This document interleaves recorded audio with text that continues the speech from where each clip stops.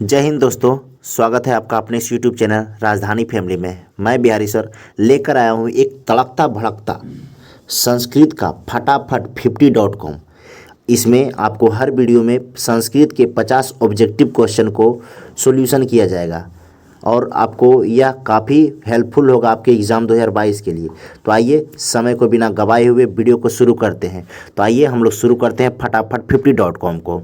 चलिए, जिसमें हम लोग पहला क्वेश्चन को देखते हैं। पहला क्वेश्चन कह रहा है कि आपका गुरु गोविंद सिंह का जन्म कहाँ हुआ था। तो आप लोग सभी लोग जानते होंगे कि गुरु गोविंद सिंह का जन्म पटना साहिब में हुआ था। कहाँ हुआ था? पटना साहिब में हुआ था। गुरु गोविंद सिंह का जन्म कहाँ हुआ था? पटना साहिब में हुआ था। कहाँ हुआ था गुरु गोविंद सिंह का जन्म? पटना साहिब में। ठीक है, आगे देखते हैं हम लोग। कह रहा है पटना की रक्षा व्यवस्था उत्कृष्ट कब थी। यानी पटना की जो रक्षा व्यवस्था थी उत्कृष्ट माने सबसे बेहतर कब थी। तो देखिए, जब तक चंद्रगुप्त मौर्य का समय था, यानी चंद्रगुप्त का समय था। किसका समय? चंद्रगुप्त का समय था। तब तक पटना की रक्षा व्यवस्था काफ़ी उत्कृष्ट माने बहुत ही सुंदर थी। आगे देखते हैं हम लोग।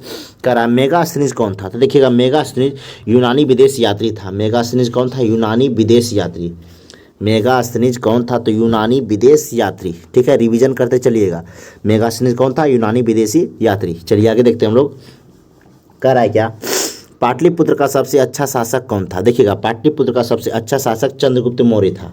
कौन था? पाटलिपुत्र का सबसे अच्छा शासक चंद्रगुप्त मौर्य था। कौन था? चंद्रगुप्त मौर्य था। ठीक है, आगे देखते हैं हम लोग। कह रहा है कि बुध काल में पटना का नाम क्या था। देखिए, बुध काल में पटना का नाम पाटलीग्राम था। बुध काल में पटना का नाम क्या था? पाटलीग्राम था। बुध के समय में पटना का नाम क्या था? पाटलीग्राम। मैं क्वेश्चन को रिपीट इस बार इसलिए कर रहा हूँ ताकि आपको याद हो जाए। ठीक है, वीडियो को ध्यान से सुनिएगा, देखिएगा। आगे देखते हैं हम लोग। कह रहा पाटलिपुत्र किस नदी के तट पर है। देखिएगा, पाटलिपुत्र जो है गंगा नदी के तट पर है। पाटलिपुत्र किस नदी के तट पर है बाबू? गंगा नदी के तट पर है। ठीक है, आगे देखते हैं हम लोग। कह रहा है क्या कौमुदी महोत्सव किस काल में होता है। देखिएगा, कौमुदी महोत्सव किस काल में होता था। तो देखिए, कौमुदी महोत्सव गुप्त काल में। किस काल में? पटना में ही कौमुदी महोत्सव मनाया जाता था। किस काल में? तो गुप्त काल में। ठीक है, आगे देखते हैं हम लोग। कह रहा है क्या नगर पालिका देवी का नाम क्या था। देखिएगा, नगर की जो पालिका थी, नगर पालिका की देवी का नाम था पटन देवी, जो आज भी पटन देवी पटना में उपस्थित है। ठीक है, पटन देवी। आगे हम लोग देखते हैं। कह रहा है कूटनीतिज्ञ काव्य के रचनाकार कौन है। देखिएगा, कह रहा है क्या कूटनीतिक काव्य के रचनाकार कौन है। तो दामोदर गुप्त है। कौन है? दामोदर गुप्त हैं। ठीक है, आगे देखते हैं हम लोग। कह रहा है गोलघर कहाँ है। देखिए, सब बहुत ही इजी क्वेश्चन है। कह रहा है गोलघर कहाँ है। तो गोलघर पटना में है। गोलघर कहाँ है आपका? पटना में। ठीक है, आगे देखते हैं हम लोग। कह रहा है काव्य मीमांसा किसने लिखा है। देखिएगा, काव्य मीमांसा के लेखक कौन है। तो राजशेखर है। कौन है? राजशेखर। ठीक है, राजशेखर है। ठीक है, काव्य मीमांसा के लेखक कौन है? राजशेखर। ठीक है, आगे देखते हैं हम लोग। कह रहा पटना के दो नाम लिखे। देखिएगा, पटना के दो नाम बहुत बारी क्वेश्चन पूछा गया। पटना के दो नाम को देखिए, पटना का दो नाम, एक कुसुमपुर एक पुष्पपुर। ध्यान में रखिएगा, पटना के दो नाम, एक कुसुमपुर और दूसरा पुष्पपुर। आगे देखते हैं हम लोग। कह रहा गंगा पटना के किस भाग में बहती है। गंगा पटना के किस भाग में बहती है।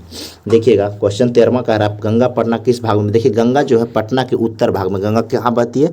पटना में बहती है। और किस भाग में बहती है? तो उत्तर भाग में बहती है। ठीक है, आगे देखते हैं हम लोग।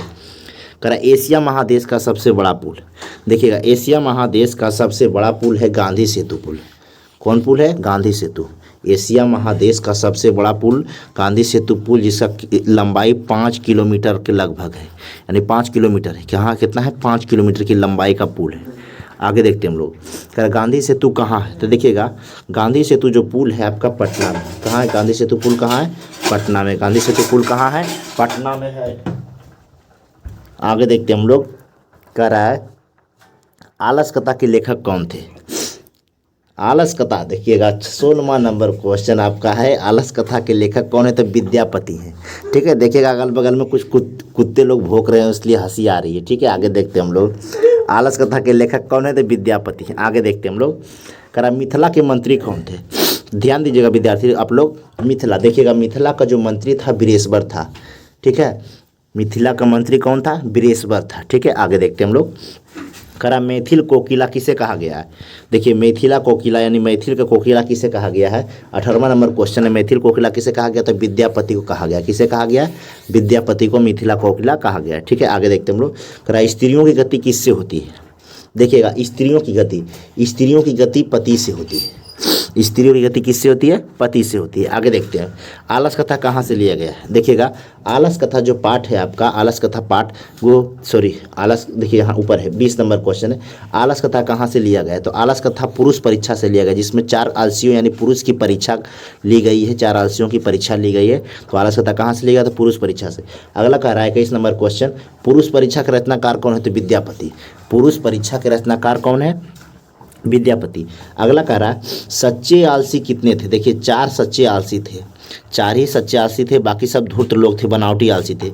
अगला कह रहा 23वां नंबर क्वेश्चन, करुणा के बिना किसकी गति नहीं होती?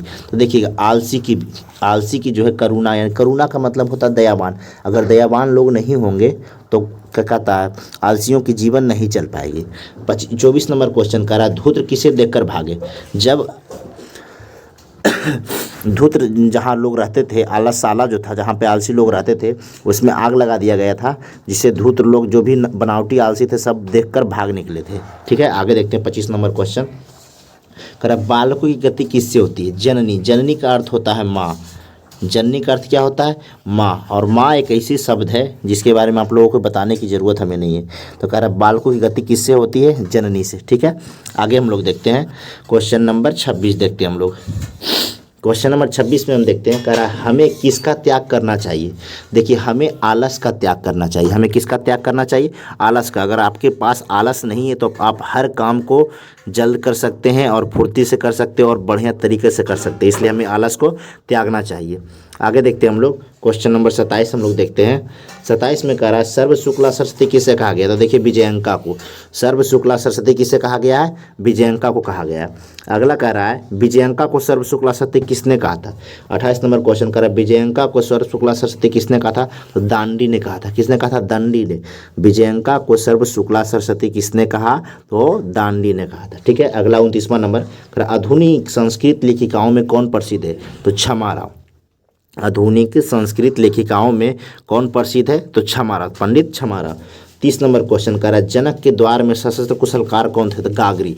देखिए, जनक के दरबार में सशस्त्र कुशल कौन थे? तो गागरी थे। ठीक है, क्वेश्चन नंबर 31 कह रहा ग्राम ज्योति किसने लिखी? देखिए, ग्राम ज्योति पंडित क्षमाराव लिखे थे। किसने लिखे थे? पंडित क्षमाराव। आगे देखते हैं हम लोग अब हम लोग देखते हैं क्वेश्चन नंबर 32 की ओर हम लोग बढ़ते हैं। कह रहा है क्या? मीरा लहरी। मीरा लहरी किसने लिखी? तो क्षमाराव। पंडित क्षमाराव ही थे जो मीरा लहरी भी लिखे थे। कह रहा है विजयंका का रंग क्या था? देखिएगा, विजयंका का रंग श्याम था। श्याम का अर्थ होता है सांवला। श्याम का अर्थ क्या होता है? श्यामला, यानी कि जो कृष्ण जी का रंग था श्यामला था। ठीक है, यानी श्याम था, इसलिए उन्हें श्याम भी बोला गया। आगे देखते हैं हम लोग 34 नंबर कह रहा है विजय भट्टारिका किसकी पत्नी थी? देखिएगा, विजय भट्टारिका चंद्रादित्य की पत्नी थी। विजय भट्टारिका किसकी पत्नी थी? तो चंद्रादित्य की पत्नी थी। ठीक है, विजय भट्टारिका। 35 नंबर क्वेश्चन कह रहा गंगा देवी कौन थी? देखिएगा, गंगा देवी एक लेखिका थी। गंगा देवी क्या थी? एक लेखिका थी। अगला कह रहा है शंकर चरित्र के रचनाकार कौन थे? क्षमाराव। शंकर चरित्र के रचनाकार कौन थे? तो पंडित क्षमाराव थे। ठीक है, पंडित क्षमाराव काफ़ी अच्छे राइटर थे। आगे देखते हैं क्वेश्चन नंबर 37 कह रहा अथर्ववेद में कितनी ऋषि की चर्चा है? अथर्ववेद में 5 ऋषि की चर्चा है। अथर्ववेद में कितने ऋषि की चर्चा है? तो अथर्ववेद में 5 ऋषि की चर्चा है। आगे देखते हैं हम लोग। अगला क्वेश्चन आपका कह रहा है क्या? 38 नंबर क्वेश्चन कह रहा है कंपन्य राय कह रहा है कि 38 नंबर कंपन्य राय की पत्नी का नाम क्या था? देखिए, गंगा देवी। कंपन्य राय की पत्नी का नाम क्या था? गंगा देवी था। अगला कह रहा है गंगा देवी ने कौन सी ग्रंथ लिखी? तो मधुर विजयम। गंगा देवी ने कौन सा लिखा था? मधुर विजयम। क्या लिखा था? मधुर विजयम गंगा देवी ने ही लिखा था। ठीक है, अगला 40 नंबर क्वेश्चन करा याज्ञवल्क्य की पत्नी का नाम क्या था? तो मैत्रेयी। ठीक है, यहाँ गायत्रेयी लिख दिया है, मैत्रेयी था। ठीक है, याज्ञवल्क्य की पत्नी का नाम क्या था? मैत्रेयी था और रुचिमती था। रुचिमती और मैत्रेयी, रुचिमती और मैत्रेयी याज्ञवल्क्य की पत्नी का नाम था। ठीक है, अब हम लोग आगे बढ़ते हैं क्वेश्चन नंबर 41 में। क्वेश्चन नंबर 41 में हम लोग आते हैं। तो देखिए, क्वेश्चन नंबर 41 में कहता है क्या? क्वेश्चन नंबर 41 कहता है क्षमाराव किसकी पत्नी थी? देखिएगा, पंडित क्षमाराव जो थी किसकी पत्नी थी? तो अच्युत राय की। पंडित क्षमाराव किसकी पत्नी थी? अच्युत राय की। ठीक है, अगला कह रहा संस्कार कितने प्रकार के होते हैं? देखिए, संस्कार 16 यानी संस्कार 16 प्रकार के होते हैं। ठीक है, आगे देखते हैं हम लोग। अगला क्वेश्चन कह रहा है 43 यानी 43 नंबर क्वेश्चन आपका कह रहा है क्या, अंत्येष्टि संस्कार अंत्येष्टि संस्कार अंत्येष्टि संस्कार कब होता है? देखिएगा जब मृत्यु होता है तो उसमें अंत्येष्टि जो अंत में जो संस्कार किया जाता है उसे ही अंत्येष्टि संस्कार कहते हैं, दाह संस्कार को। ठीक है, अगला क्वेश्चन हम लोग देखते हैं 44 नंबर का, गृहस्थ जीवन का एक संस्कार का नाम बताएं। देखिए गृहस्थ जीवन हम कब प्रवेश करते हैं, अपने गृहस्थ जीवन में कब प्रवेश करते हैं? जब हमारी शादी होती है ये, तो हम गृहस्थ जीवन में प्रवेश कर जाते हैं, वो भी एक संस्कार है। ठीक है, तो यह क्या हो जाएगा, किसके अंतर्गत आएगा? विवाह संस्कार। गृहस्थ जीवन कब होता है? विवाह संस्कार के अंतर्गत। अगला कह रहा जन्म के पूर्व कितने संस्कार होते हैं? देखिए जन्म के पहले 3 संस्कार होते हैं। जन्म के पहले कितने संस्कार होते हैं? जब हम माँ के पेट में रहते तो हमारे उस समय कितने संस्कार के होते हैं? तो 3 संस्कार होते हैं। ठीक है, अगला कह रहा शैशव काल में कितने संस्कार होते हैं? शैशव काल यानी जब हम बचपन अवस्था में होते हैं तो उस समय कितने काल संस्कार होते हैं? हमारे पास 6 संस्कार होते हैं। ठीक है, अगला 10 नंबर क्वेश्चन, अक्षर आरंभ कौन सा संस्कार कहलाता है? शिक्षा संस्कार।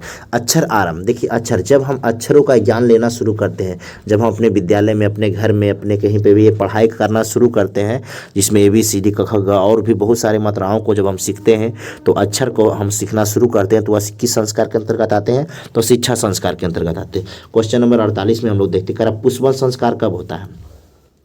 पुष्पवत संस्कार कब होता है? देखिए जन्म के पूर्व, जन्म के पहले हमने बताया था कि जन्म के पहले 3 संस्कार होते हैं, उसी में एक पुष्पवत संस्कार है।